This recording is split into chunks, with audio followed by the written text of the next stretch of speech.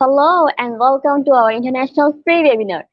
Once again, I'm Salma, core volunteer and head of campus ambassador in IGP. Thank you all for joining with us in this wonderful evening. Now, before starting our program, I want to tell you about IGP. Institute of Global Professional is an educational institution provides social work. We believe that it is not effective to increase one's skill just by acquiring formal education.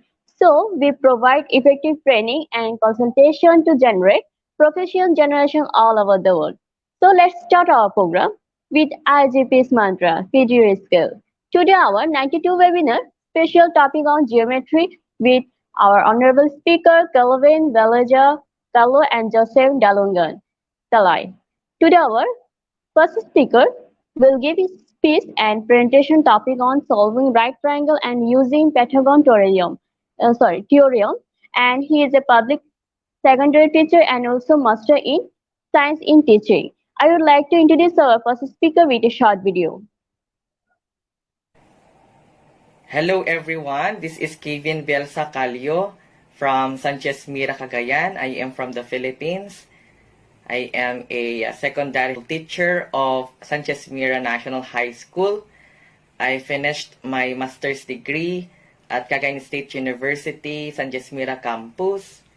Master of Science in Teaching, major in Mathematics, and currently enrolled for my doctor's degree at Cagayan State University, Doctor of Philosophy, major in Educational Management. I've been teaching in a public and private high school for almost 4 years. So please give a warm welcome to Kelvin Belaja, sir. Hello, sir. Hello, ma'am. Now it is over to you. Ma'am? Now it is over to you, sir. Okay.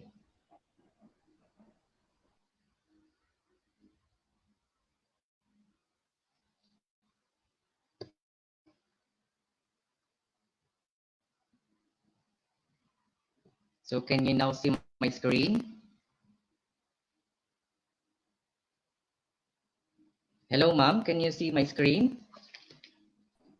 Yes, sir. Okay. So once again, this is Kevin Bielsa Calio from Sanchez Mira, Cagayan, Philippines. And before we proceed to our presentation, may I just take this opportunity to shout out some important individuals. First, our SDS of Cagayan, Dr. Orlando Manuel Seso 5, our district supervisor, Dr. Silvino Sidayaw Jr., and of course, the two public high school principals. Here in Sanchez Mira, we have Dr. Harry B. Collado of Sanchez Mira National High School and Dr. Ronald B. Gapusan of Sanchez Mira School of Arts and Trades. My co-teachers, our students who are also with us into this session. I hope they will participate and answer our questions later. Actually, this is our present topic in Mathematics 9, and it's very relevant and timely. Okay. Our first topic is triangle and its different types. So how do we define a triangle? A triangle is the smallest polygon with the following characteristic. We have, it has three vertices. Example, we have vertex A, vertex B, and vertex C. It has also three sides. That is side AB or side BA, side BC or side CB, and side AC or side CA. Next characteristic, we have it has three angles.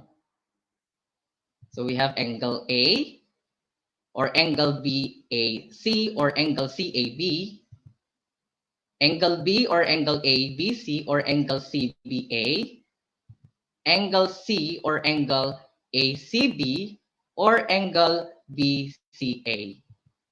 And if we are going to add the interior angle of the triangle, we have a total of 180 degrees. So if we draw a diagonal of a quadrilateral, the diagonal will form two triangles. It is not necessarily that the diagonal will divide the quadrilateral into two congruent triangles. So since there are 360 degrees, the total interior angle of a quadrilateral, so we have to divide it by 2 so that one triangle in the quadrilateral will have 180 degrees. Okay. Now we can classify triangles according to their sides and according to their angles.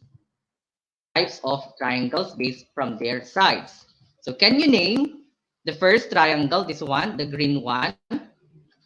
It is the scalene. No sides are equal. How about the second one, the red one? It is the isosceles. So two sides are equal. So if this side, can you see my cursor? If this side measures 8 meters, therefore its congruent side also measures 8 meters. And then the last one is equilateral triangle. So the prefix equi means equal, lateral means side. So all the sides are equal. So if one side measures 8 meters, the other two sides would have 8 meters also. Okay. How about types of triangles based from their angles? So we have also 3. Can you name the first triangle, the green one? It is the acute triangle. All angles measure less than 90 degrees. So for example, we have your 30, 70 degree, 80 degree triangle. Next, we have your right triangle. One angle measures 90 degrees. The sides that form 90 degree are called the legs. They are perpendicular with each other. And the side opposite to 90 degrees is the hypotenuse. It is the longest side of the triangle. And then the last one would be the obtuse or obtuse. One angle measures more than 90 degree. Okay, example, we have 30 degree, 50 degree, 100 degree triangle. That is obtuse triangle. Okay. Next topic, we have congruent triangles. Congruent triangles, the vertices of the two triangles correspond in the same order as the letters naming the triangles. So, for example, we have here two triangles. Wait, this one. Here. Okay. So we have your vertex A corresponds to vertex D, vertex B corresponds to vertex E, and vertex C corresponds to vertex F. So if you name the first triangle as triangle ABC, then the second triangle should be triangle DEF. Or if you name the first triangle as triangle BCA, then the second triangle should be triangle EFD. The correspondences of the vertices can be used to name the corresponding congruent sides and angles of the two triangles. So let's name the correspondence. We have sides. Side AC corresponds to side DF and they are congruent. Side AB corresponds to side DE and they are congruent. Side BC corresponds to side EF and they are congruent. That is corresponding sides. How about the angles? We have angle A and angle D are corresponding angles and they are congruent. Angle B and angle E are corresponding angles and they are congruent. Angle C and angle F are corresponding angles, therefore they are all congruent. We have also CT, CTC. Corresponding parts of congruent triangles are congruent. So two triangles are congruent if and only if their corresponding parts are congruent. Example, okay, so I will give you 15 or 20 seconds to answer the problem. You have to name the corresponding congruent sides and angles and name the congruent triangle. Okay, 20 seconds.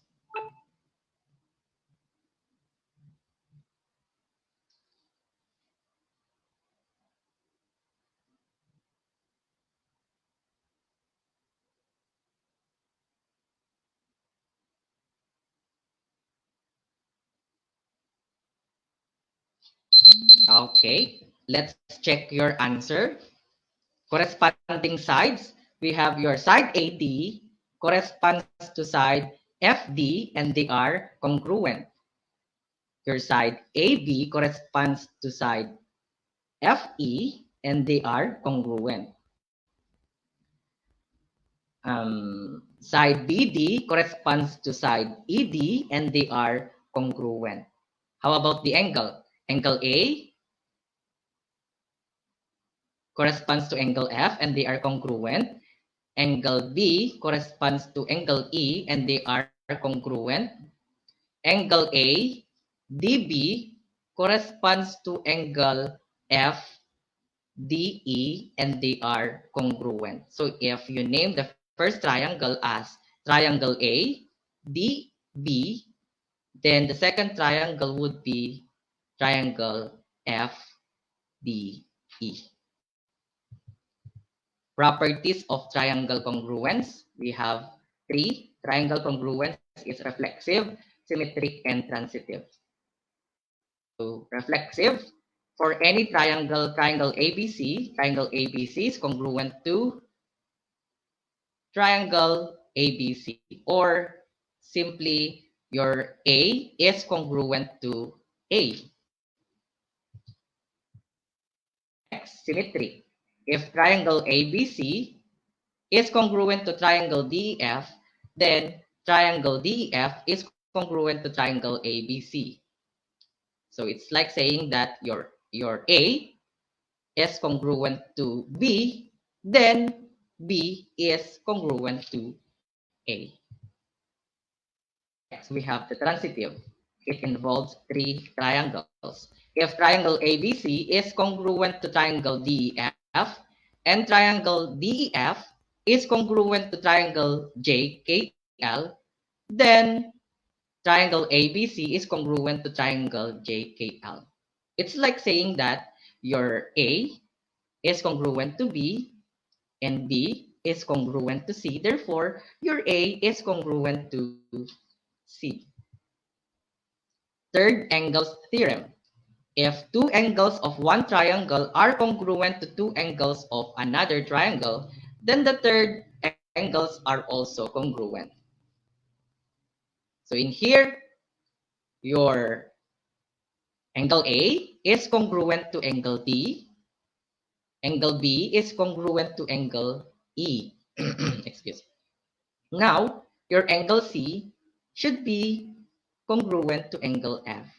Why? Because if we are going to add this angle A and angle B and subtract it from 180 degrees, the difference would be the measure of angle C, which is also the measure of angle F.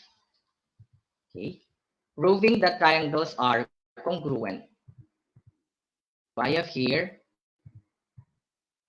an example. So given side AD is congruent to side CB, side DC is congruent to side BA, angle ACD is congruent to angle CAB, angle CAD is congruent to angle ACB, and we have to prove that these two triangles ACD and triangle CAB are congruent. So the first statement would be Uh, side AD is congruent to side CD, side DC is congruent to side BA. That is given. Next, side AC is congruent to side CA. You just imagine, okay? You imagine the figure. That is because of reflexive property. Number 3, angle ACD is congruent to angle CAB, and angle CAD is congruent to angle ACB. That is given. Number 4, angle B is congruent to angle D because of the third angles theorem. Therefore, the two triangles, triangle ACD and triangle CAB, are congruent because all corresponding parts are congruent. We also have definition, postulate, conjectures, and theorem. What is a definition? Can be written as a biconditional statement that contains the wording if and then. Example, if two coplanar lines have no point of intersection, then the lines are parallel. That is the definition of parallel lines. When we say coplanar lines, lines that lie on the same plane. Next, we have the postulate, a rule that is accepted without proof. Example, if there is a line and a point not on the line, then there is exactly one line through the point parallel to the given line. It is a parallel postulate in Euclidean geometry. It is assumed to be true and there's no need to be proven. But that is under Euclidean geometry. In the modern geometry, there were oppositions and they consider curves as lines. Conjectures is an unproven statement that is based on observations. Example, if you are given 3 points in a plane, then you can connect them to form a triangle. You cannot connect 3 points that are collinear to form a triangle. When we say collinear points, points that lie on the same line. Theorem is a statement that can be proven. Example, if two lines are cut by a transversal so that alternative interior angles are congruent, then the lines are parallel. This is a theorem. It is the alternate interior angles converse theorem. How about the difference between the axiom and the corollary? When we say axiom, it is a statement consisting of self-evident truth. It is accepted as true even without proof. Example, or yes, the whole is greater than its part. Your whole body is greater than your hands, is greater than your head, right? Things that are equal to the same things are also equal to one another. So those are example of axioms. How about the corollary? A statement that typically follows that a given theorem. For example, if two sides of a triangle are congruent, then the angles opposite these sides are also congruent. That is the definition of isosceles triangle. And then every triangle, equilateral triangle is also equiangular triangle. In two-column proofs, the statements in the reason column are almost always definitions, postulates, or theorems.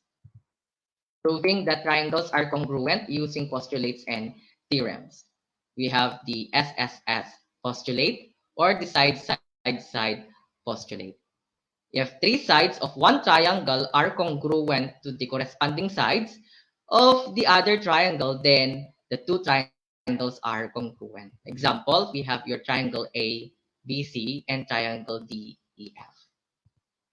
So if AC is congruent to side DF, if side AB is congruent to side DE, then side BC is congruent to side EF.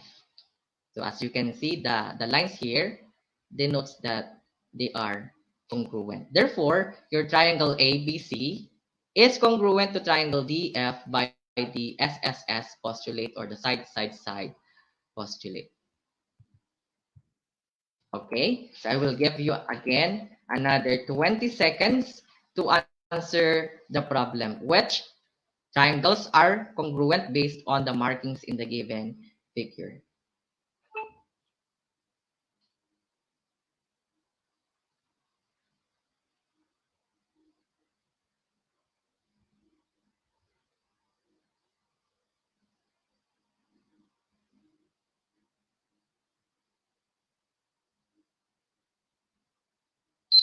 Okay, let's check. Side GR is congruent to side ER. Side GT is congruent to side EA. Side TR is congruent to side AR. Therefore, triangle GTR is congruent to triangle EAR. Did you get it? Okay. Next problem, we are going to prove the two triangles. So we have the first column are statements, the second column are reasons. First, side AB is congruent to side CD because it is given. And then side AD is congruent to side CB. Again, it is given. Number 3, side BD is congruent to side BD, reflexive property. Therefore, your triangle ABD is congruent to triangle CDB because of the SSS postulate. Next, the SAS postulate or the side angle side postulate. If two sides and the included angle of one triangle are congruent to the corresponding two sides and the included angle of another triangle, then the two triangles are congruent. Okay, so here we have your triangle ABC and triangle DEF. If side AC is congruent to side DF, and angle A is congruent to angle D, those are included angles, and side AB is congruent to side DE, therefore your triangle ABC is congruent to triangle DEF by the SAS postulate or the side angle side postulate. Okay, another proving. We have number 1 statement, side AB is congruent to side DE, that is given. Angle A is congruent to angle D, given. Side AC is congruent to side DF, given. So side, angle, side. So triangle ABC is congruent to triangle DEF through the side angle side postulate. Next, the ASA postulate. If two angles and the included side of one triangle are congruent to two angles, and the included side of another triangle, then the two triangles are congruent.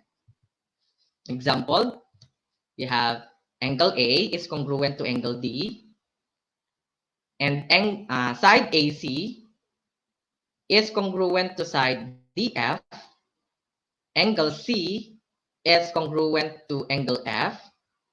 Therefore, triangle ABC is congruent to triangle DEF by the ASA postulate or the angle side angle postulate. Another proving. So first statement, angle B is congruent to angle D given AE or line segment AE bisect BD. That is given. Number 3, BC is congruent to DC. Definition of bisect. And number 4, angle ACD is congruent to angle DCE because they are vertical angles. Therefore, we forgot to write, therefore, your triangle ABC is congruent to triangle, oh, I think that's wrong. That should be triangle DEC. Okay, kindly check this one. That should be triangle DEC. Okay, because of the angle side angle postulate. Next, the AAS or the SAA theorem. If two angles in a non-included side of one triangle are congruent,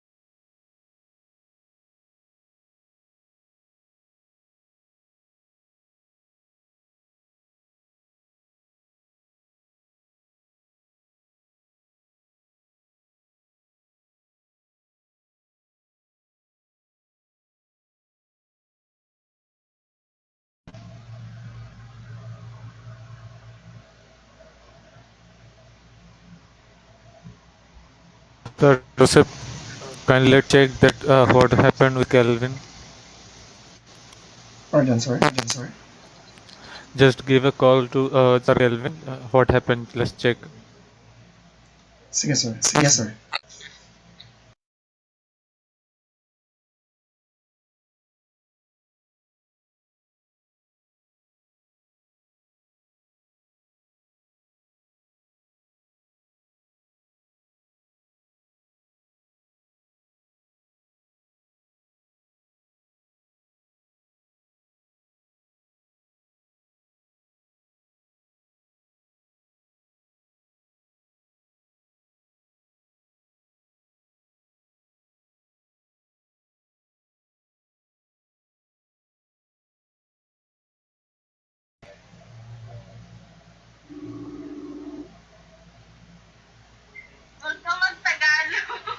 May number ka kay Elvin?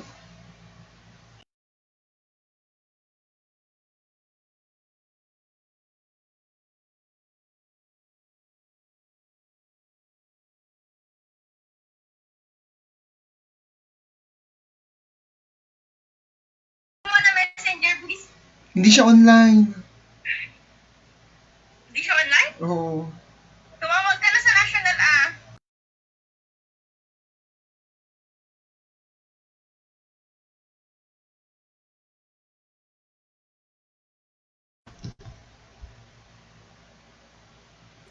Any updates? I can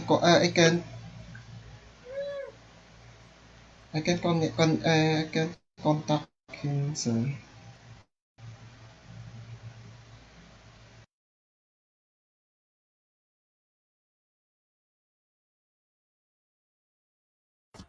Dear participants, again sorry because maybe some network problem from our speaker. Today's speaker Kelvin side. Just allow us some time to reconnect again.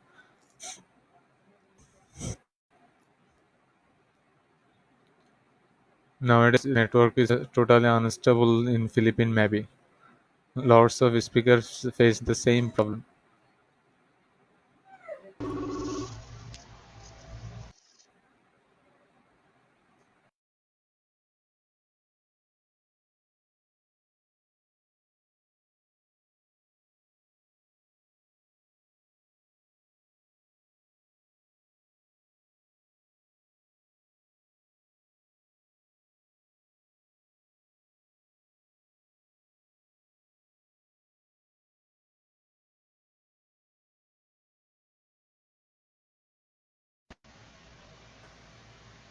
So Joseph, any up?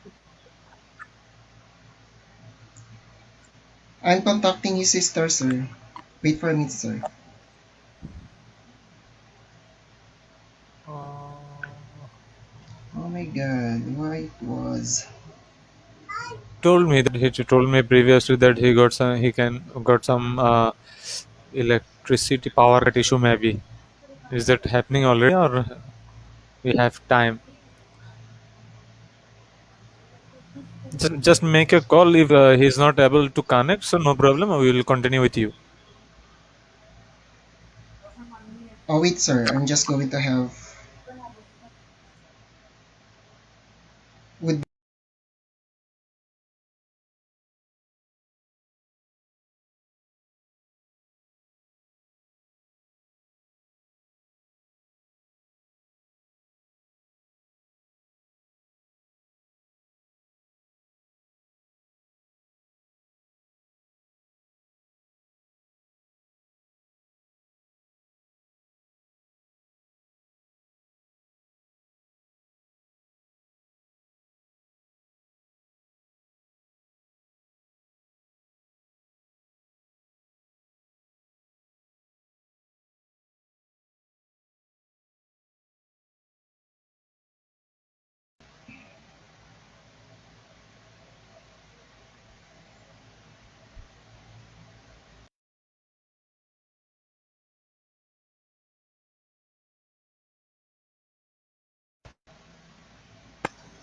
Sir Joseph, any update? He's not answering the phone, sir. Okay, I think he got some power cut issue maybe. He told me earlier. No problem. Let's move with your lecture. Okay. So, yes, sir. Yes, sir. Okay. Now, dear participant, pardon us. Sorry for that. Actually, we got some internet connection issue, so that's the reason. Now, I would like to introduce our today's next speaker, Joseph, Sir Joseph Talay. Hello, everyone. This is Joseph D. Talay from Sanchez Mira, Cagayan, Philippines. I am currently connected at the Department of Education as Teacher 2 stationed at Sanchez Mira School of Arts and Trade, Sanchez Mira, Cagayan, Philippines. I took a degree, Bachelor of Science in Mathematics at Cagayan State University, and my master's degree, Master of Science and Teaching, major in Mathematics at St. Paul University, Tuguegarao, Philippines.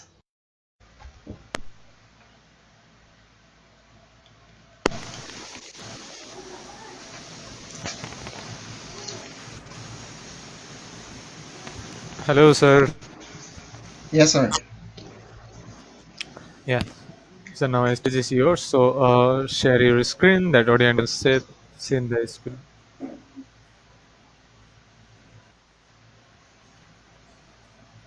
Dear participants, we have a quiz competition at the end of the session. So if you want to add some, please join with.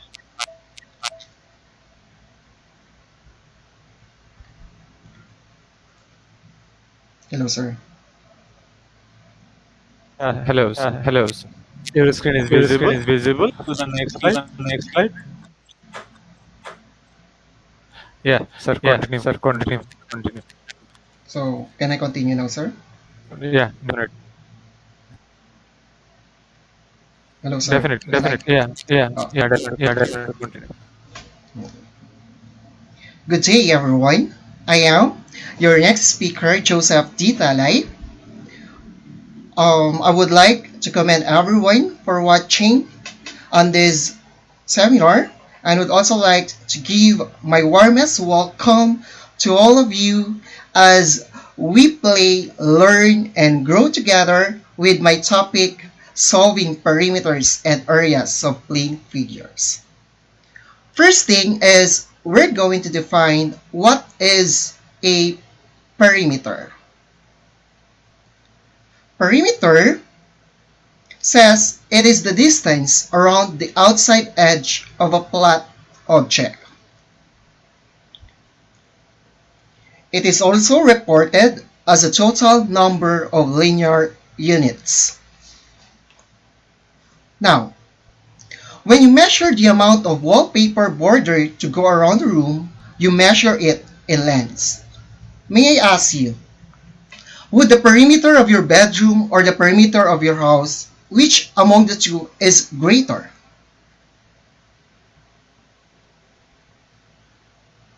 Is it the perimeter of your house is greater than the perimeter of your bedroom, simply because your bedroom is just a part of the main house? Okay, we're going to find the perimeter of the surface if each square is equal to 1 foot. So, we're going to count the number of sides. So we have 1, 2, 3, 4, 5, 6, 7, 8, 9, 10, 11, 12, 13, 14, 15, 16, 17, 18, 19, 20, 21, 22, 23, 24. So, the perimeter of the figure is 24 feet. So next, we're going to define what is an area. As a definition, area is the amount of the surface space that a flat object has, and it is reported in the amount of square units. Again, when you measure the amount of carpet to cover the floor of a room, you measure it in square units. May I ask you, is the area of your bedroom greater than the area of your house? It's simply the area of your house is greater than the area of your bedroom. Again, because your bedroom is just a part of the main house. Now, we're going to remember these formulas. First, what is the formula in computing for the area of a square? Simply, it is side times side. So we have side squared units. Next, what is the formula for computing the area of a triangle? Area of a triangle is just simply equal to 1/2 times base times height square units. And area of a rectangle is length times width times square units. So we're going to remember these three formulas. Area of a square, side times side. Area of triangle, 1/2 times base times height. And area of a rectangle is length times width times width. Next, we're going to find the area of the surface if each square is equal to 1 foot. We're going to count the number of squares. So we have 1, 2, 3, 4, 5, 6, 7, 8, 9, 10, 11, 12, 13, 14, 15. So the area of the figure is 15 square feet. Now, let's have another example. Two neighbors build swimming pools. This is what the pools look like for family A and for family B. Now, may I ask you, which family has a pool with a bigger swimming area? Is it family A or family B?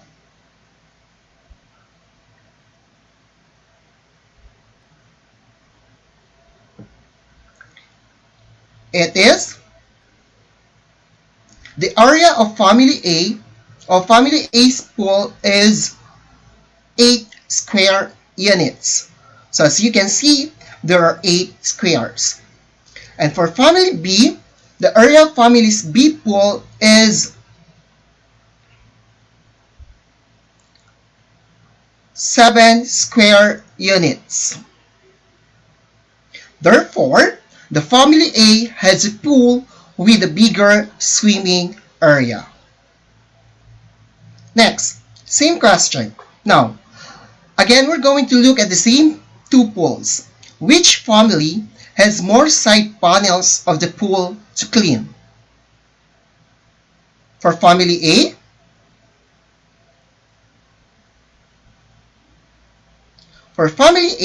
the perimeter of family's A pool is 12 units. How about for family B? Let's count. 1, 2, 3, 4, 5, 6, 7, 8, 9, 10, 11, 12, 13, 14. So the perimeter of family's B's pool is 14 units long. Therefore, family B has more side panels of the pool to clean. Okay, we're going to tackle more example on the application of the area and perimeter of a plane figures. First, what do you think, or we're going to find the area of the shaded region if A and B are squares of sides 5 centimeters and 8 centimeters respectively. I will give you 10 seconds to answer.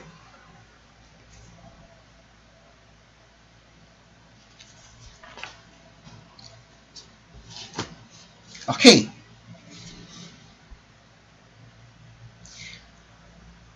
As the problem says, the measure of two squares is 5 centimeters and 8 centimeters. Now, what do you think is the measure of this side? It's actually 3 centimeters. As you look on the figure, how many unshaded triangle can be formed? So we have triangle A, triangle B, and triangle C. So, how are we going to compute for the area of the shaded region? Simply, the first thing we're going to do is to find for the area of triangle A, triangle B, and triangle C. So, again, what is the formula in computing for the area of a triangle? So we have area is just simply equal to 1/2 times base times height. So for the area of triangle A, we have 1/2 times 5 being the base and 5 being the height. So if you're going to solve that one, that is 1/2 times 5 times 5, the area of triangle A is 12.5 square centimeters. Next, for the area of triangle B, what is the base and what is the height? So, for the area of triangle B, we have 1/2 times base times height. That is, your base is 8 and your height is 3. So we have to solve that one, we have 1/2 times 8 times 3 is just simply equal to 12 square centimeters. Next, the last triangle, the area of triangle C. What is the base of the triangle? As we can see, the base is just simply the sum of 5 and 8, and its height is 8. Therefore, the area of triangle C is simply equal to 1/2 times the sum of 5 plus 8, which is 13, times 8, and the answer is 52 square centimeters. So that is the area of the three triangle, the unshaded triangle, the area of A, B, and C. So next, after that, we are done in computing for the area of triangle A, B, and C. Now, we're going to compute for the area of the two squares. The total area of two squares is just simply, again, as a review, the area of a square is just simply equal to side times side. So we have 5 times 5 being the measure of the side of the small square, and 8 times 8 being the side of the bigger square. So if you're going to solve that one, that is simply equal to 25 plus 64 is equal to 89 square centimeters. Therefore, we are now ready to compute for the area of the shaded region. Just simply, we're going to subtract the area of the three triangles, triangle ABC, from the area of the two squares, which is 89 square centimeter. So that is, we have 89 minus 12.5 being the area of triangle A, minus 12 the area of triangle B, minus 52 the area of triangle C is equal to 12.5 square centimeters. Therefore, the area of the shaded region is 12.5 square centimeters. Did we arrive at the same answer? Our next example. Example number 2. What is the sum of the areas of two squares? We have the A, square A and B is 202 square centimeters. Again, the sum of these areas of the two squares A and B is 202 square centimeters. What is the area of the figure? So I'll give you 10 seconds.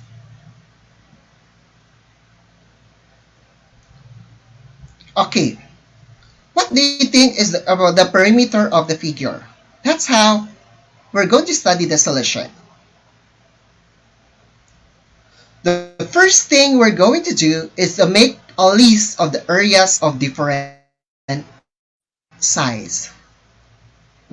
So, that is 2 times 2 is equal to 4, 3 times 3 is equal to 9, 4 times 4 is equal to 16, 5 times 5 is equal to 25, 6 times 6 is equal to 36, 7 times 7 is equal to 49, 8 times 8 is equal to 64, 9 times 9 is equal to 81, 10 times 10 is equal to 100, and 11 times 11 is equal to 121. Now, based on that, we're going to look for two numbers that will add up to 202. Take note that the sum of the two squares A and B 2. What do you think? Based from that, what two number that if you're going to add will give you 202? It is 81 and 121. So, 81 plus 181 is equal to 202. Therefore, the sides of the two squares is 9 and 11 respectively. So, the sides of the two squares are 11 centimeters and 9 centimeters respectively. So, we have 11. Next, we are now ready to compute for the perimeter of the given figure. So 11, so there are 3, 11 times 3 plus 9.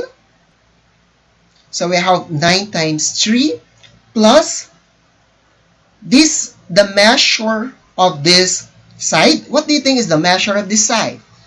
So this is just simply equal to 11 minus 9. So we are now ready to compute for the perimeter of the given two squares. That is 11 times 3 plus 9 times 3 plus 11 minus 9 will give us 62 centimeters.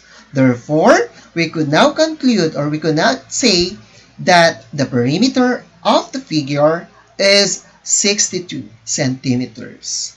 Did we arrive with the same answer? Okay, we have example number 3. The figure below is formed by two squares of sides 6 centimeters and 4 centimeters respectively, as shown in the figure. Now, we're going to find the area of the shaded region.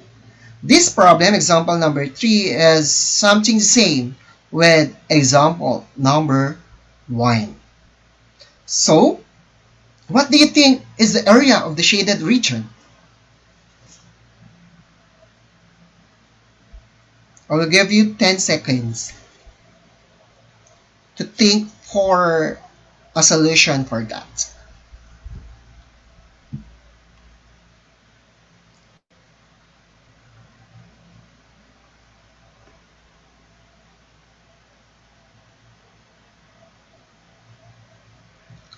So, let's see if we have the same answer. So this is the figure. The measure of the one square is 4 centimeters. The other is 6 centimeters. And we're going to find 6 centimeters. Next, as we can see, we could form how many triangles? How many unshaded triangles that we could form? We have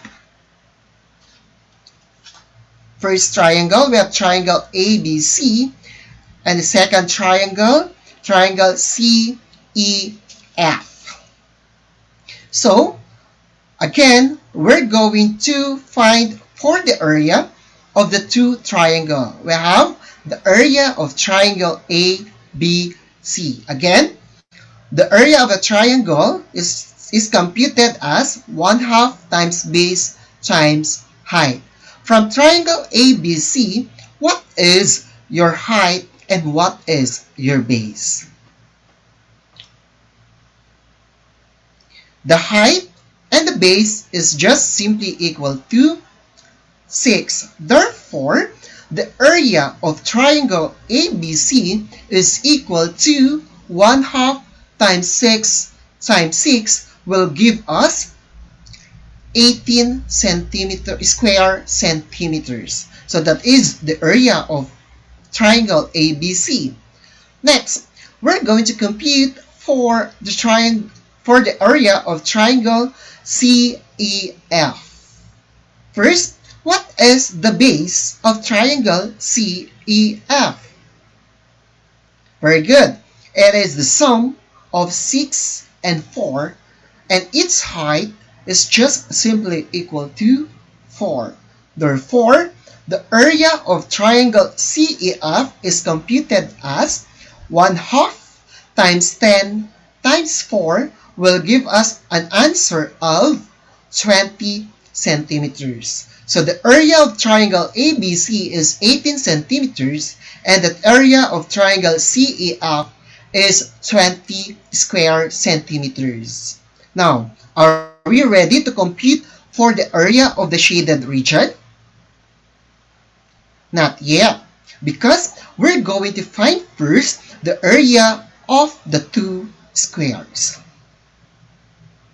So, the area of the two squares is just simply the sum of the area of the first square, which is 6 times 6, and the area of the second square, which is 4 times 4, will give us 36 plus 16 is equal to 52 square centimeters. So this is the area of the two squares. What are we going to do with this? We're now going to subtract the area of the two triangle ABC and the triangle CEF from the area of the two squares. So we have 52 minus 18 as the area of triangle ABC minus 20 as the area of triangle CEF will give us 14 square centimeters. Therefore, we could now say that the area of the shaded region is 14 square centimeters. Did we arrive at the same answer?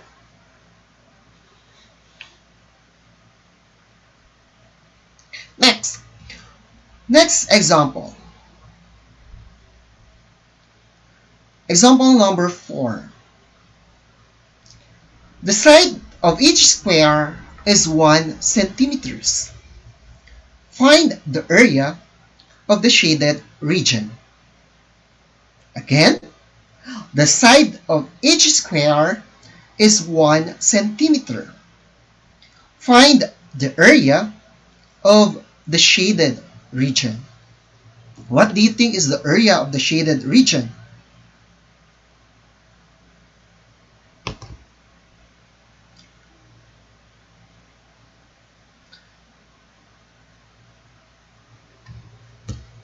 Okay, we're going to discuss the solution.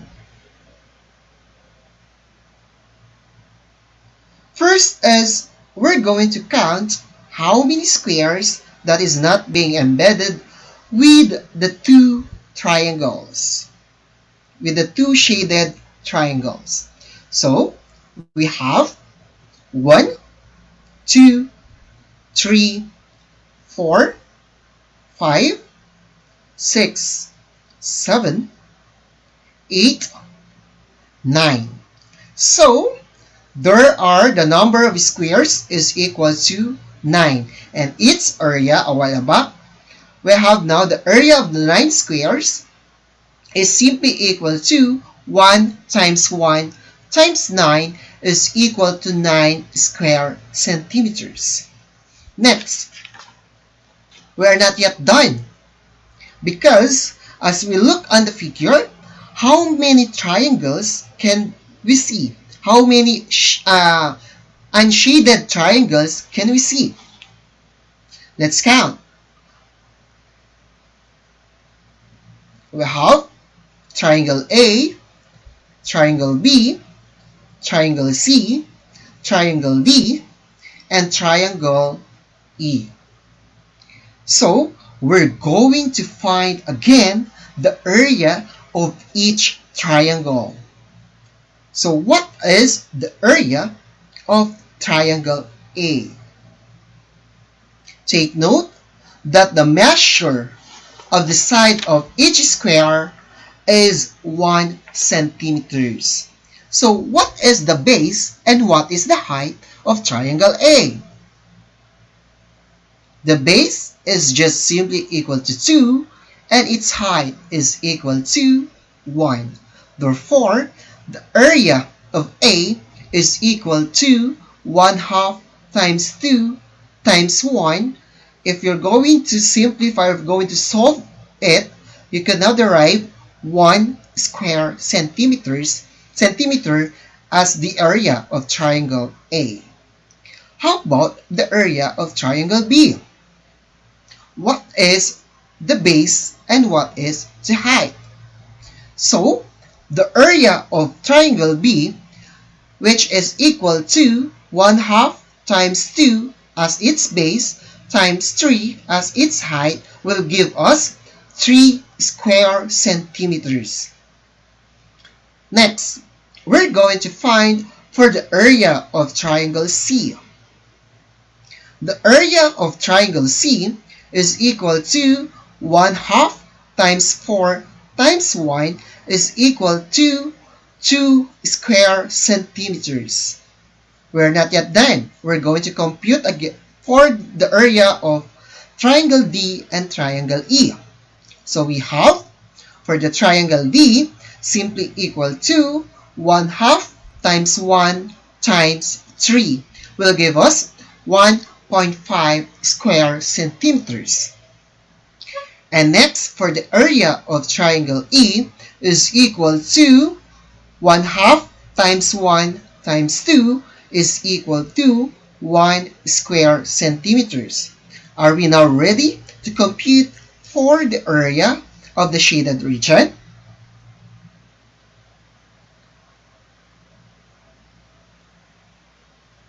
We're going to find first the area of the whole square. What do you think is the area of the whole square? It's simply given us 5 times 5. So this is the area of the whole square. That is 5 times 5. So we're going now to subtract the area of the 9 squares and the area of the 5 triangles. So that is 9 minus the sum of the area of the 5 triangles.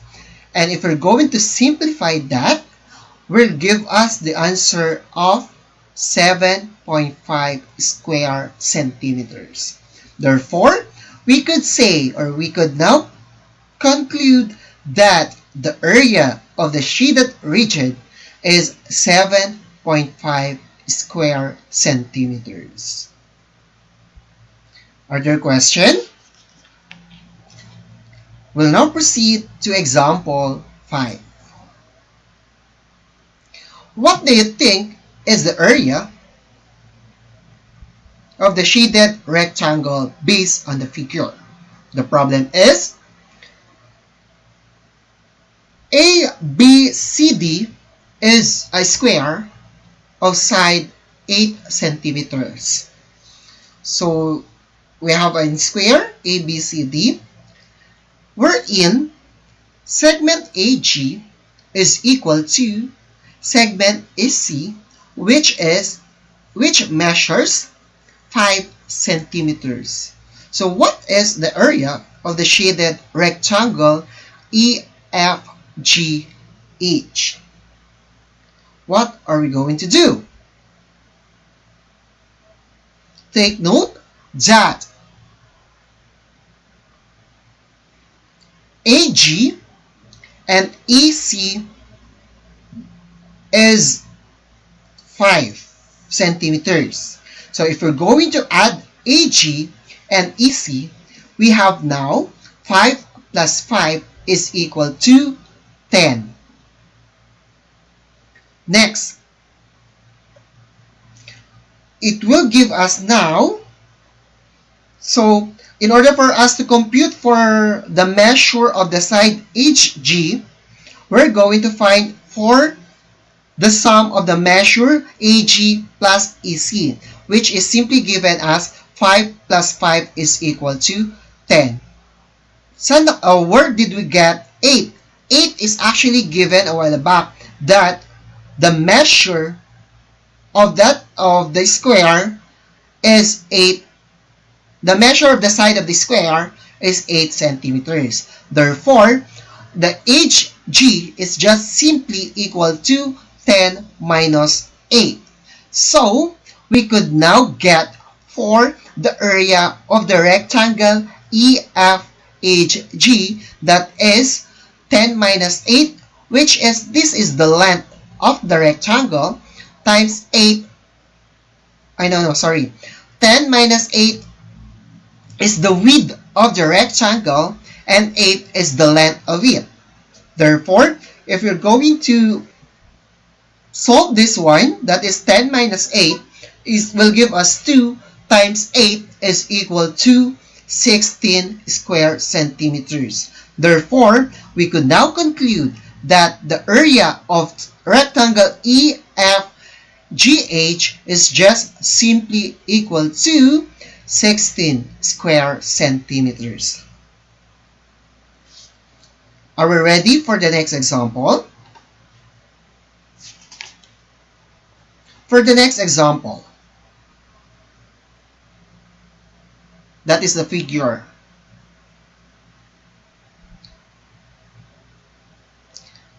The figure below is formed by two isosceles triangles. What is, again, the definition, or we could describe an isosceles triangle, or When can we say that triangle is an isosceles? Simply, if the legs are equal. The bases of the triangles are 10 centimeters and 5 centimeters respectively. Now, we're going to find the area of the shaded region. Take note that the triangle is an isosceles triangle. We have two isosceles triangle, the unshaded part and the triangle as the whole. Now, we're going to find for the area of the shaded region.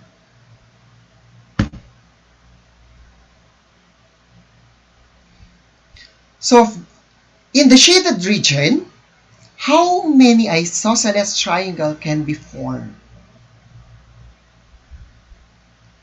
Simply, this triangle A is just equal to the triangle a while back.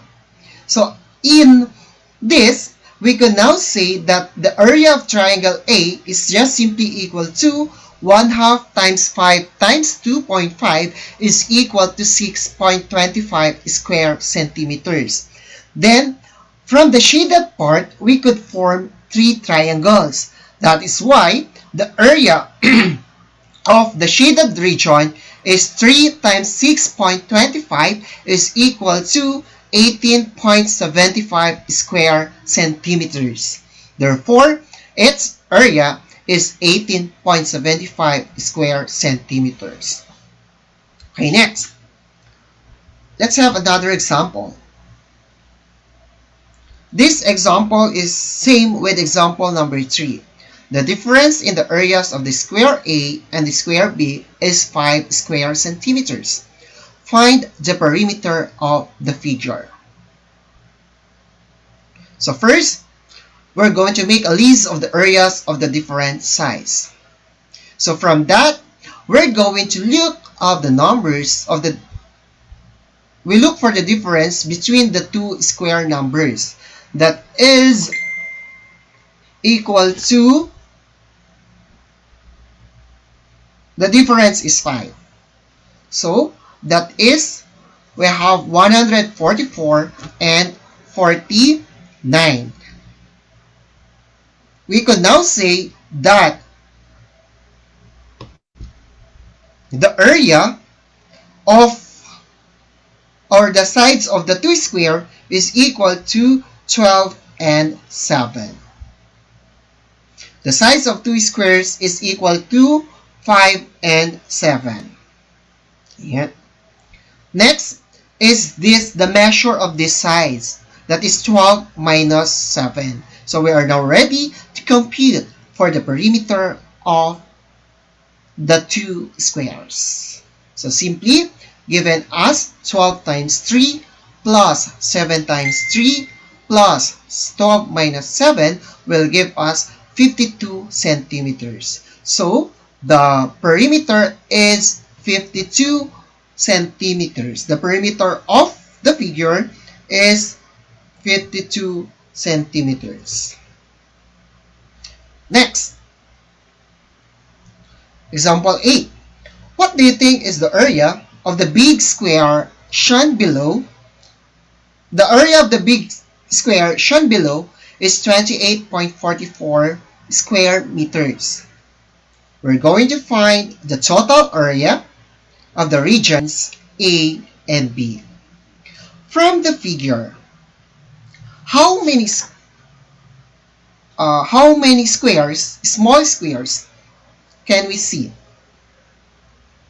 There are actually 9 squares. Right? Now, let's focus on the two triangles, the shaded triangles.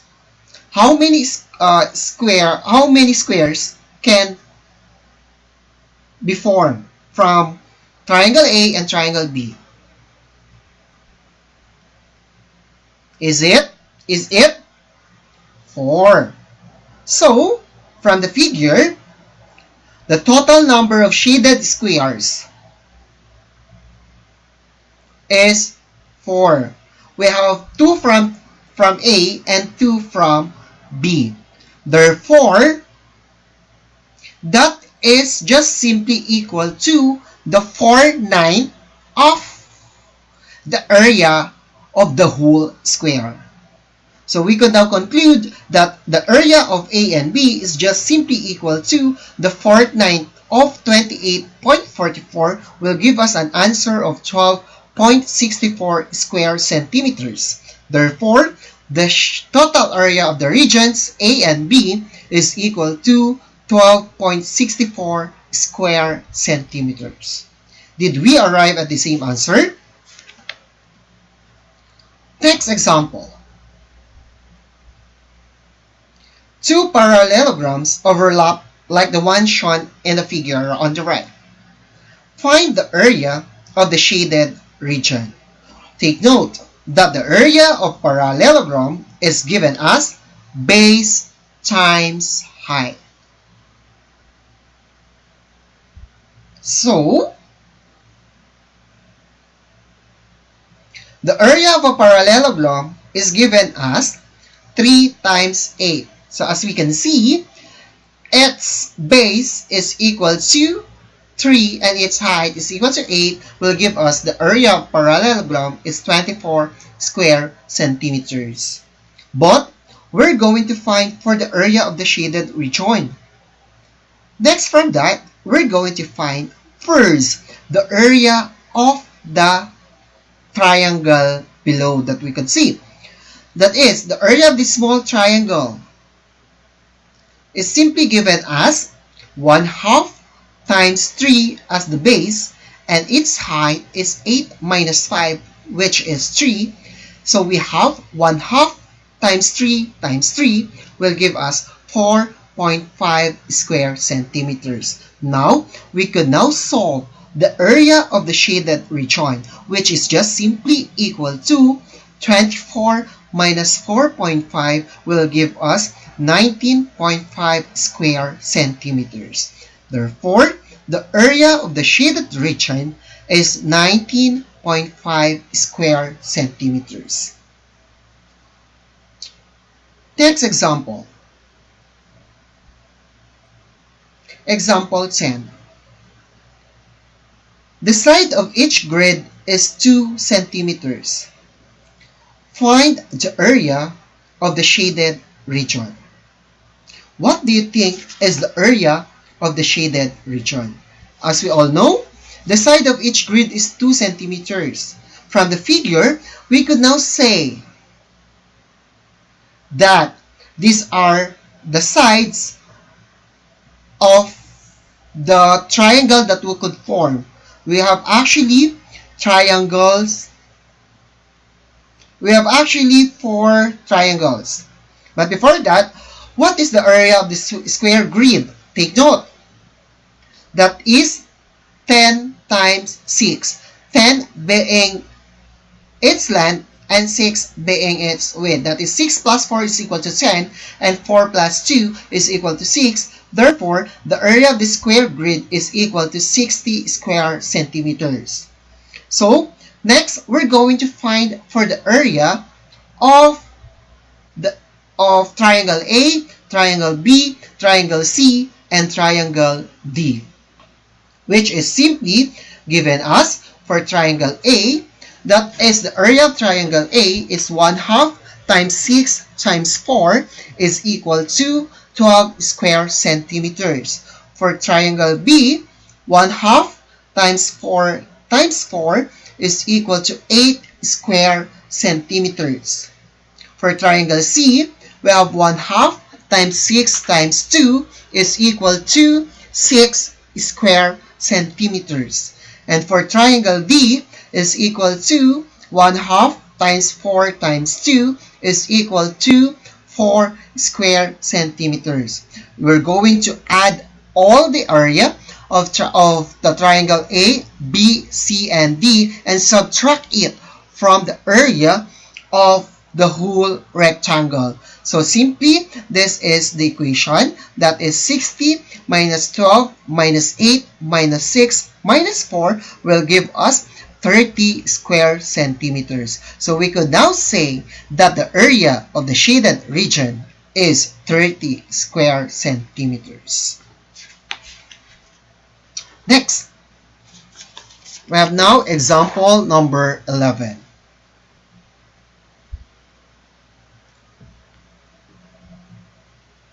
For example number 11, we're going to find for the area of the rectangle that is embedded in the square.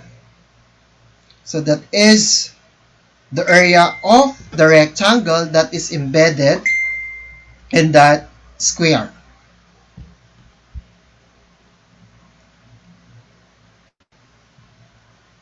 So as we can see, we could actually see 4 triangles. We have 2 small triangles and 2 big triangles. So we're going to compute for the area of the square first.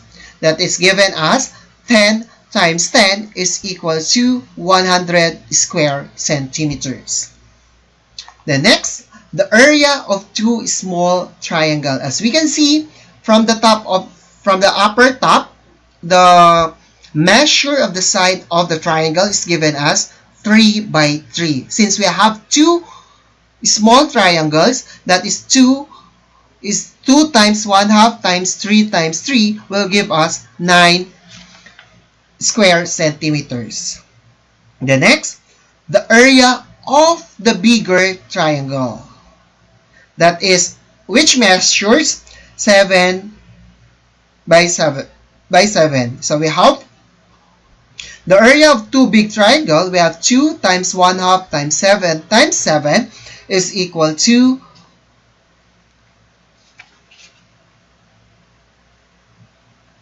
49 square centimeters. Then we could now compute for the area of the rectangle. That is 100 minus 9 being the area of the 2 small triangles minus 49 being the area of the 2 big triangles. So will give us 42 square centimeters. Therefore, the area of a rectangle that is embedded in the square is 42 square centimeters. Okay, we have still example 12. For example 12, triangle ABCD is a rectangle formed by 5 identical small rectangles. The width of each small rectangle is 6 centimeters. Find the perimeter of the rectangle A, B, C, and P. So we have the width of each small rectangle is 6 centimeters. What do you think is the length of each rectangle? That is unknown. We cannot easily know if what is the length of the rectangle. Okay, we're going to study it. So as we can see, the width is equal to 6, right? This is equal to 6. And what do you think is the length? AB is equal to 3 times 6 is equal to 18 centimeters. Therefore, the length of AB is equal to 18 centimeters. That is the length of each small rectangle. We're going to divide it by 2. That is 18 divided by 2 is equal to 9. Therefore, the length of each rectangle is equal to 9. Now, are we now ready to compute for the perimeter of the square A, B, and C? So we have how many 6 we could see? That is 6 plus 6 plus 6 plus 9 plus 6 plus 9 plus 9 plus 6 plus 9 is equal to 66 centimeters. So, 6 plus 6 plus 6 is the length of AB. 9 plus 6 is the length of BC. 9 plus 9 is the length of CD. 6 plus 9 is the length of AD. That is why the perimeter of the square ABCD is equal to 66 centimeters. Did we arrive at the same answer? Next, example number 13. Triangle ABC is a parallelogram wherein EFG is equal to 6 square centimeter. EFG is equal to the area of triangle EFG is equal to 6 square centimeters. DE is equal to EF is just simply equal to the 1/3 of CD. We're going to find the area of the parallelogram ABCD. Take note. Triangle EFG has an area of 6 square centimeters. Now, what do you think is the similarities of triangle DEG, triangle EFG, and triangle FCG? What do you think? They are just the same. Since the area of EFG is equal to 6, we're going to multiply it by 3. So 6 times 3 is equal to 18 square centimeter. Therefore, we could say that the area of DGC is equal to 18 square centimeters. And from that, we could now say that there are 4 triangles. That is triangle AGD, triangle GDC, triangle CGB, and triangle AGB are equal. That is why we have 4 times 18 is equal to 72 square centimeters. We could now deduce that the area of parallelogram ABCD is just simply equal to 72 square centimeters. Okay, this is the second to the last example. Example number 14. Line AE is equal to line EF, which is 1/3 of line AB. This is just the same of the previous example. Area of ADE is 5 square centimeters. If D is the midpoint of line BC, find the area of ABC. Take note that triangle ADB and triangle ADC are equal. Triangle A, may I repeat, triangle ADB and triangle ADC are equal. Also, triangle ADE, triangle EDF, triangle FDB are also equal. Since the measure of the area of triangle AEF, area of ADE is equal to the area of EDF is equal to the area of FBD, as they have the same base and height. So we could now say the area of ABD, the whole ABD, is just simply equal to 3 times 5. 5 is actually the area of ADE, which is given on the problem. So we have 3 times 5 is equal to 15 square centimeters. We could now say that the area of triangle ABD is equal to 15 square centimeters. Like what I said a while back,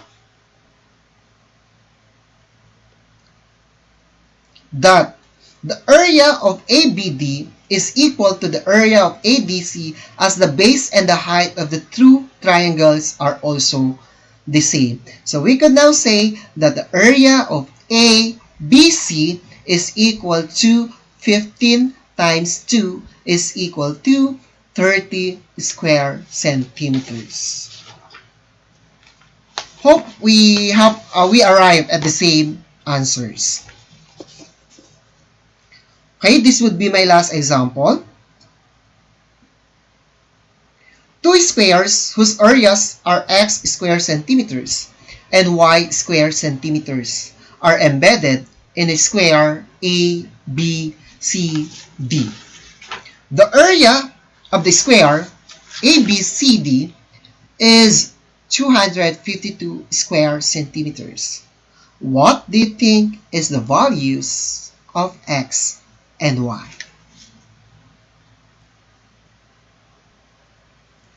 What do you think is the values of x first? Again, two squares whose areas are x square centimeters and y square centimeters are embedded in a square A, B, C, D. The area of a square ABCD is 252 square centimeters. Find the values of x and y. First, we're going to find for the value of x. What do you think is the value of x? Now, we're going to make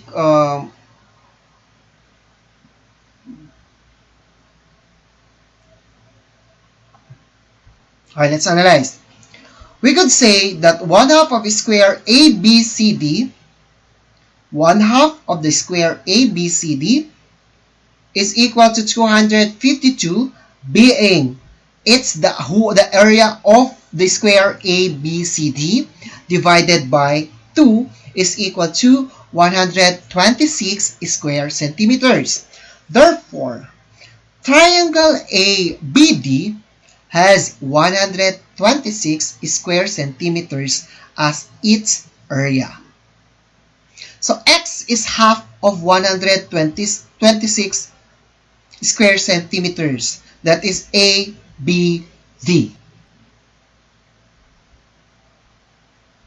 So we could now say that x is equal to 126 divided by 2 is equal to 63 square centimeters. So the area of the first square is 63 square centimeters. Next, what do you think is the relationship of the next squares? For y, y is actually equal to 4/9 of BCD if we can section it into 9 equal parts. Now, triangle BCD, the area of it is 126. And the square of y, that is how many congruent triangles can we form from triangle BCD? There are actually 9 congruent triangles. But inside that square, y square centimeters, we could only form 4 triangles. That is why we could say that y is just the 4/9 of triangle BCD. So in order for us to compute, we could now say that y is equal to the 4/9 of 126, which is simply equal to 56 square centimeters. Therefore, we could now say that the values of x and y are 63 square centimeters and 56 square centimeters respectively. Okay? So next is, okay. So that's end my discussion. Thank you for listening, and I hope that you have learned from my topic, the perimeters and area of a plane figures. I wish everyone a good health and keep safe. God bless us all. Thank you, thank you, thank you.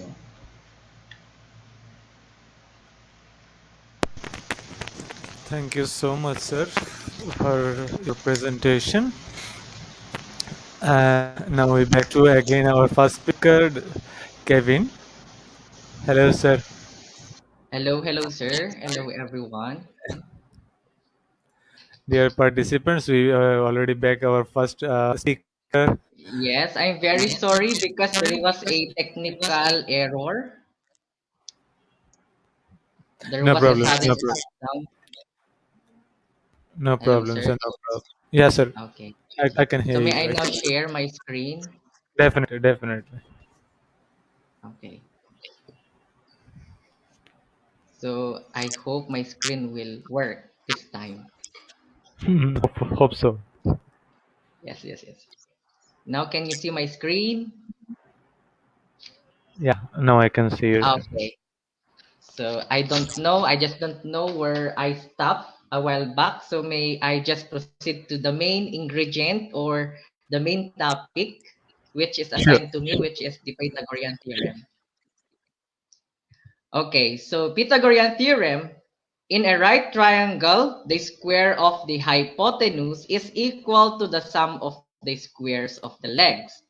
So if A and B are the legs of a right triangle and C as the hypotenuse, therefore C square is equal to A square plus B square.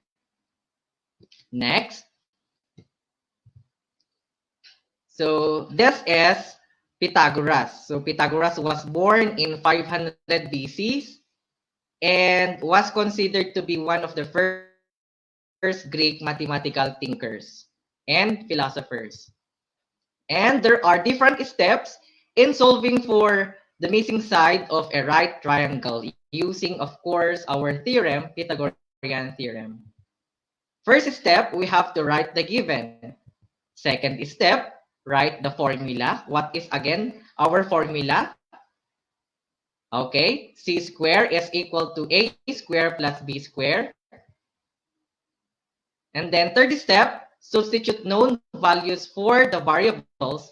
And the last step would be find the missing variable, or you're going to simplify the third step. For example, we have to find for C. How do we find for C? We have to, of course, use the different steps. First is we are going to write the given.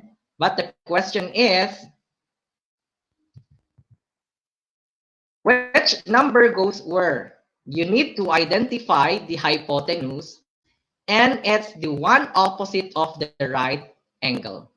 The hypotenuse is always going to be the C in the formula. Since we do not know the value of C, it stays as C in the formula. So let us use A is equal to 5 and B is equal to 12. Now the question is, what if we interchange the value of A and B? Well, it's just okay to interchange the value of A and B such that, for example, we have your A is equal to 12 and B is equal to 5. It is still considered because A and B are the legs. Do not, the only thing you have to remember is, do not interchange this value, the value of A and the value of B to your C, because C is always the hypotenuse, the longest side. Second step is, we are going to write the formula. Our formula is C square is equal to A square plus B square. Third step is to substitute known values. Okay, so since our B is, A is 5, so that will become 5 square, plus your B is 12, that means that will become 12 square is equal to C square. Fourth step is find the missing variable. You have to substitute, you have to simplify the third step. So you copy c square is equal to 5 square means 5 times 5, and that is 25, plus 12 square means 12 times 12, and that is 144. Next, we are going to combine like terms. You copy c square, and then you combine 25 and 144 because these are constant terms, and that is 169. And since we are looking for the value of c, we have to find for the square root of both sides of the equality sign. So we have to remove the radical sign and the exponent, which is 2. So we have to write c is equal to the square root of 169 as actually positive and negative 13, right? But since we are talking about the measurement of the missing side and it's the length, so we have to take for the positive. Okay, so I will give you 20 seconds to solve for leg A.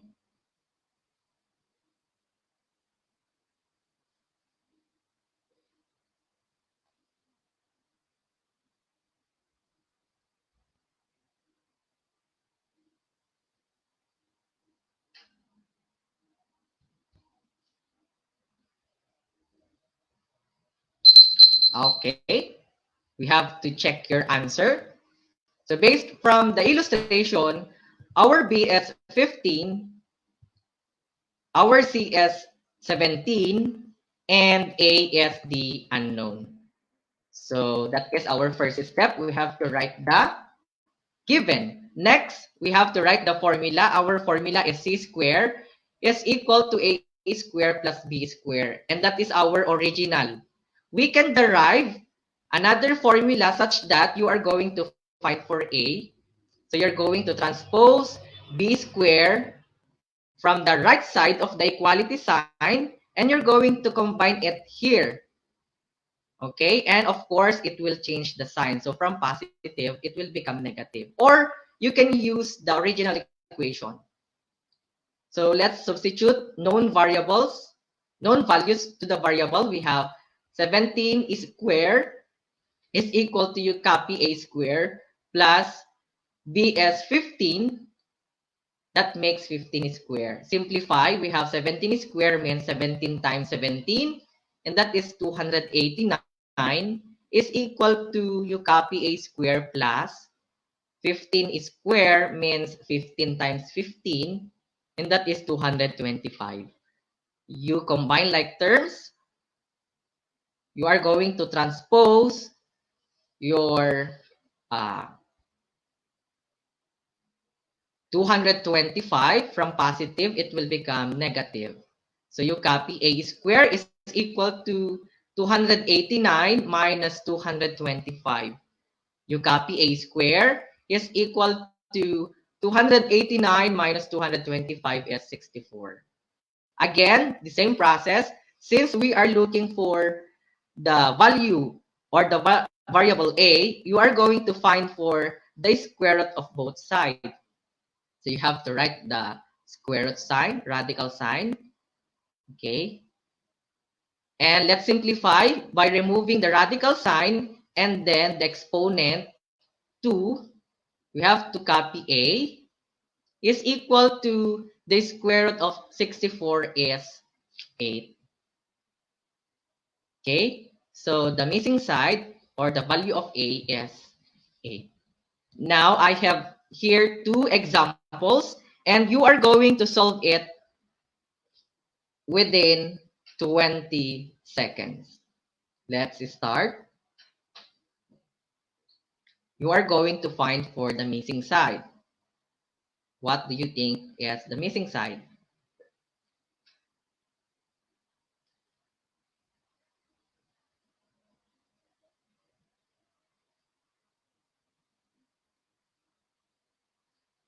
Okay, time's up. If your answer is 2 the square root of 7, you are correct. How about the second problem? Again, you are going to find for the missing side.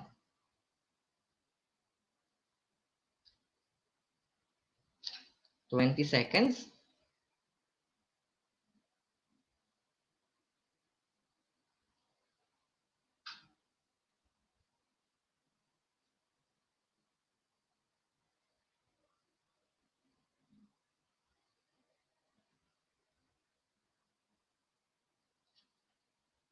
Okay, time's up. If your answer is 6, the square root of 10, you are awesome.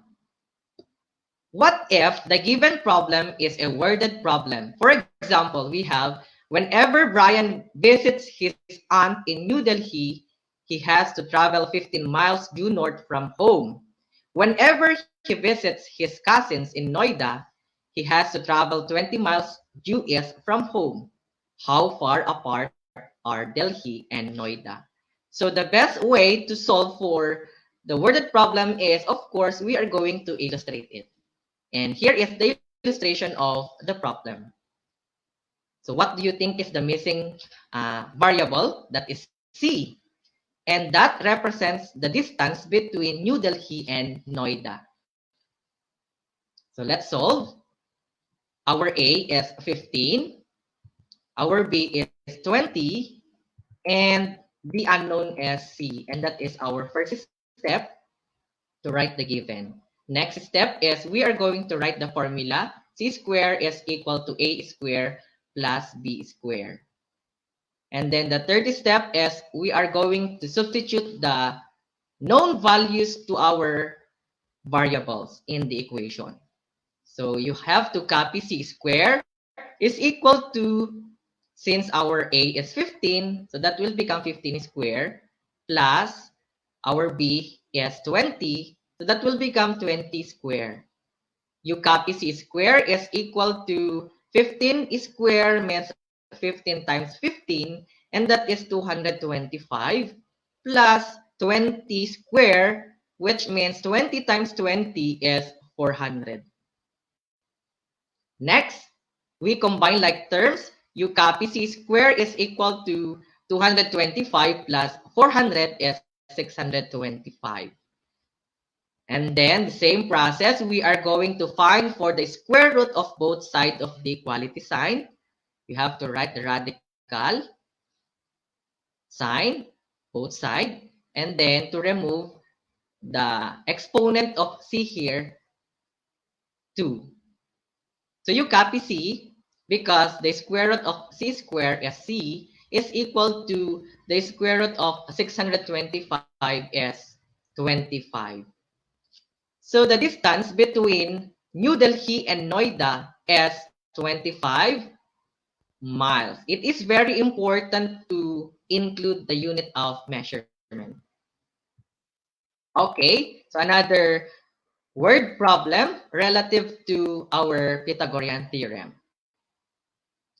A man-mast, a fishing boat, is supported by a sturdy rope that extends from the top of the mast to the deck. If the mast is 20 feet tall and the rope attaches to the deck 15 feet away from the base of the mast, how long is the rope? Now I will give you 30 seconds to solve for the problem.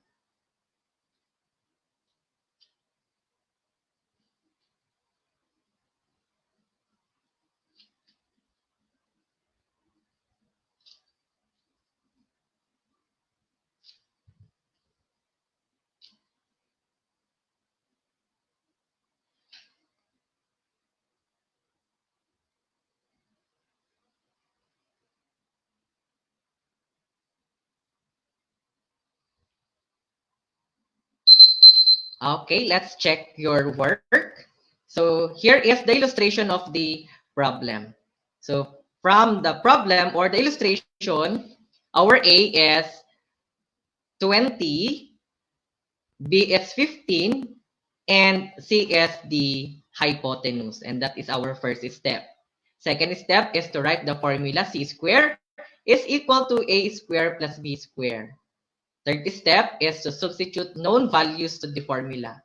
So you copy C squared is equal to Okay, substitute A by 20 to make it a 20 square, plus since our B is 15, that makes 15 square. And then simplify. 20 squared means 20 times 20, that is 400, plus 15 square means 15 times 15, and that is 225. So combining like terms, we have 400 plus 225 is 625. So we have to find for the square root of both sides to remove the exponent of c, which is 2. So the square root of c squared is c, and the square root of 625 is 25. What's the unit of measurement? We have 25 feet. Next problem. You're locked out of your house and the only open window is 6 feet above the ground. You need to borrow a 10-foot ladder from one of your neighbors. There's a bush along the edge of the house, so you'll have to place the ladder blank feet away from the house. What is the distance between the ladder from the base of the house? Okay, I will give you again 30 seconds to solve the problem.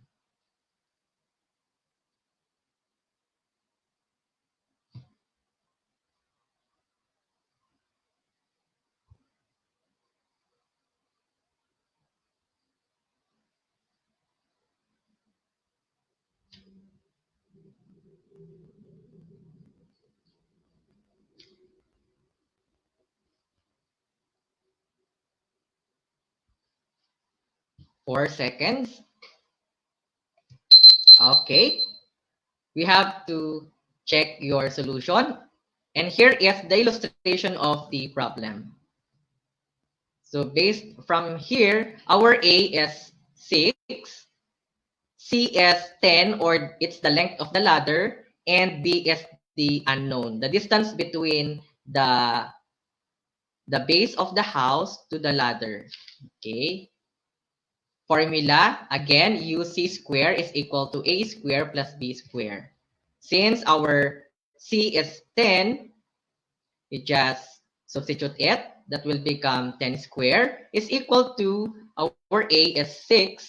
That makes it 6 square plus, since we are looking for B, we have to copy B square. Then simplify. 10 square is 10 times 10, 100 is equal to 6 square means 6 times 6, and that is 36 plus b square. We are going to combine like terms. We are going to transpose positive 36 from the right side of the equality sign and combine it with 100 because they are constant terms. Therefore, they are similar terms.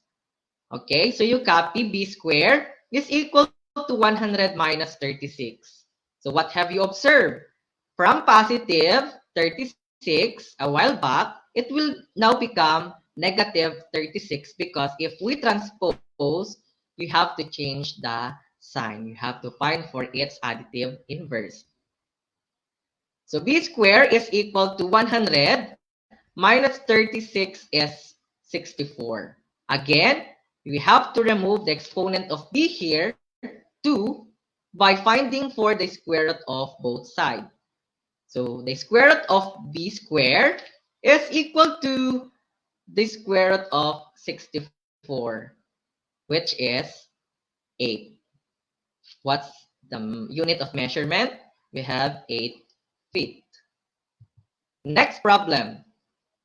I will give you again 30 seconds to solve for our third problem. A ship leaves port and travels 100 kilometers due east and then turns due south and travels 75 kilometers. How far from the port is the ship?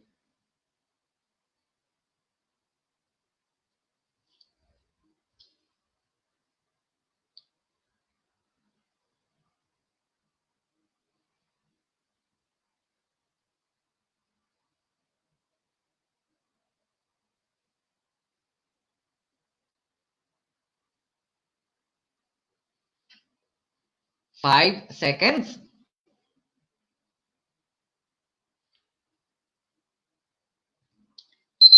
Okay, and here is the illustration and the solution of the problem.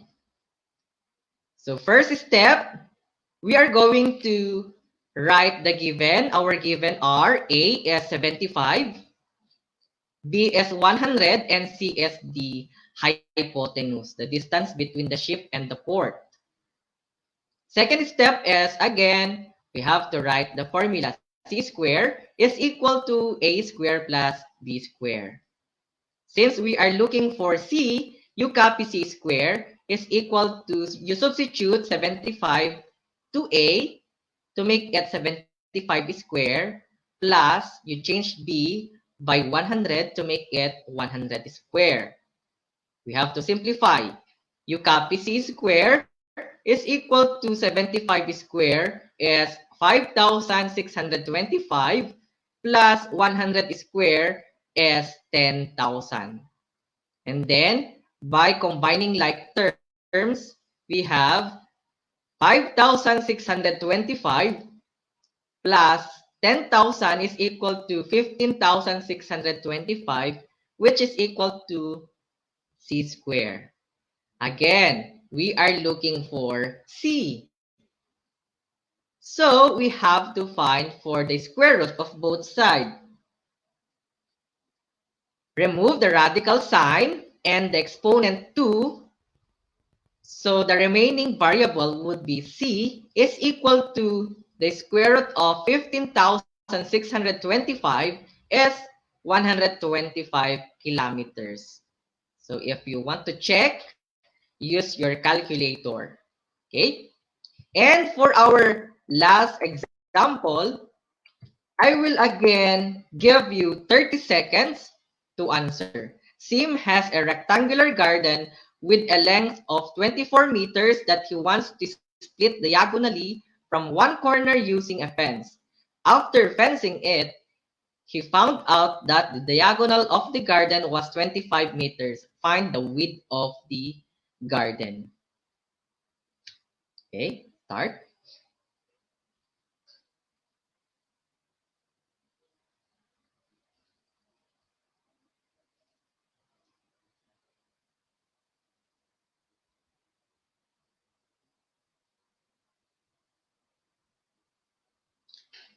Ten seconds.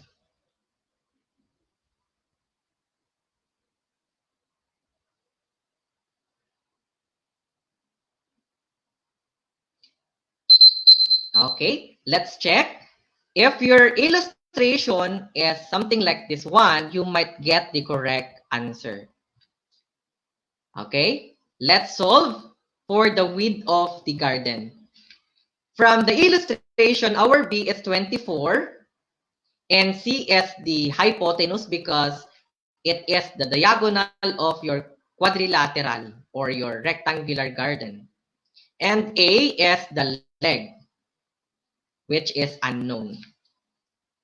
Next step is we are going to write the formula. C square is equal to A square plus B square. And then third step is substitute the known values to our variable. So C is 25.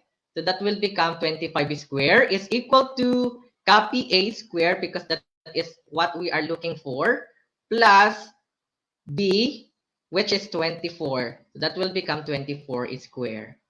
Simplifying, we have 25 square is 625 is equal to you copy A square plus 24 square using your calculator. The result would be 576. And then you're going to combine like terms. So you're going to transpose 576. Okay. So A square is equal to 625 minus 576. So what have you observed again? From positive, it will become negative. Since we transpose the term from the right side of the equality sign, we put it in the left side or vice versa, it will change the sign. So you copy A square is equal to 625 minus 576, and that is 49. We are looking for A, So we have to remove the exponent 2 by finding for the square root of both sides. So the square root of a squared, you remove the radical sign and the exponent. So the remaining term is a is equal to the square root of 49 is 7. Therefore, the width of the garden is 7 meters. I hope you got the correct answer. Okay, so that ends my discussion about Pythagorean theorems. So to all who listened and participated onto this webinar and the Institute of Global Professionals, thank you very much. Once again, this is Kevin Bielsa Calio from Sanchez Mira, Cagayan, Philippines. Thank you so much, Sir Kelvin and Sir Joseph, for your beautiful time and beautiful presentation. It helps our participants a lot based on comment section because we determine only for comment. So based on our participants' feedback, it's just awesome. Thank you so much, Sir Joseph and Sir Kelvin. Thank you, sir. Thank you so much, sir. Our pleasure. Dear participants, it's time for this competition. Okay. Sure, We sir. are now at the end of the stage. End of the stage. It's around time to complete the session. Now it's total depends on you. If you want, then we'll go for the quiz competition. If you don't think so we'll stop the session here. Based on your comment, we will decide what to be next. May we go for the quiz competition, or Yes, we because should stop I think the program right now? yes, Actually, I asked the participants. Let's see what the comment. because I think we have students here and they want to participate the contest. So, Oh, but the time is 10 o'clock. yeah, it's almost over. Dear participant, what do you think? Just write in the comment box. We'll go for the quiz competition or not? Yes, according to Sir Romeo Desire. Yes, Only yes, sir. one. Only one. Only one. I Still think they only are one. sleepy. Go. Okay, to do a quiz. Three. Sure, four. Yes, Yes, please. please. Okay. Push. Push. Go. Push mo Yes. yan. Okay, okay, okay. Uh, First of all, Dr. Raj Narayan Osti, sir, you already posted your lifetime membership certificate into our page. So collect from them because your ID is Hindi, is in maybe some another language, so we can find in our page. So please collect your certificate of lifetime membership from our page post. Thank you. Now it's time for quiz competition. Just give me a moment. Uh, May I just ask, sir, if we are going to have our Q&A after the quiz? no, sir, no Or, Q&A. It's directly. okay, sir. Okay, sir.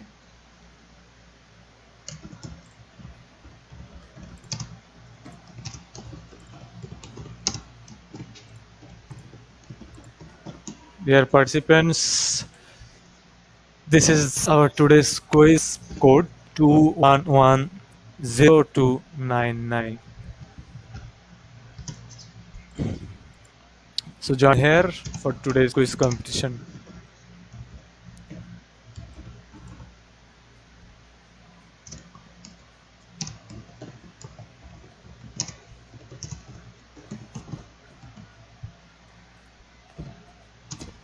Only two. As Hussain. 3, 4, 5. We'll wait only 5 minutes. No, only 2 or 3 minutes. 10, 11, 12, 13, 14.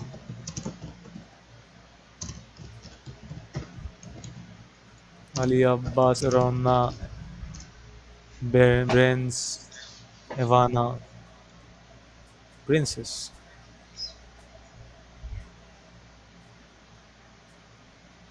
I think I should play with you. What happened, Salma? US. You're not playing with them? US. Umme Salma. Hoy, visit ka! What happened? Today you are not playing with them?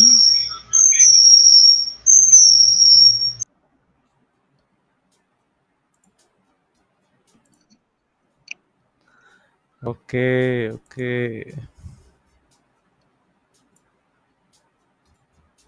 56.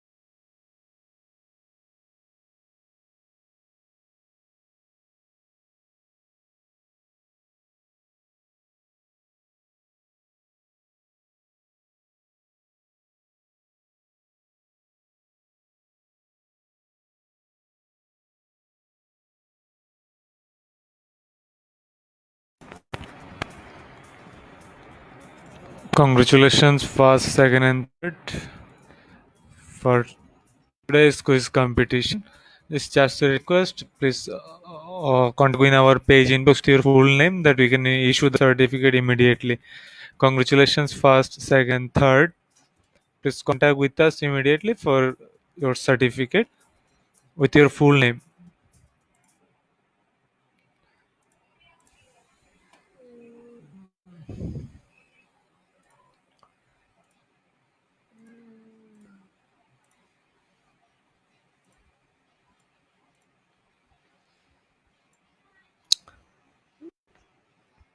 So for today's certification is always the same process still. Browse www.radioigp.com. For today's session, you will find the today's topic. Just you have to enroll, and if you are already enrolled, then just click on get your certificate. I will share the certification link into comment section and already in page post.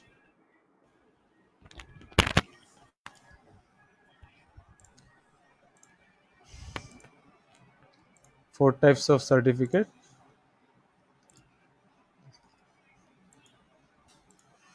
Our next webinar will be held on 5th May.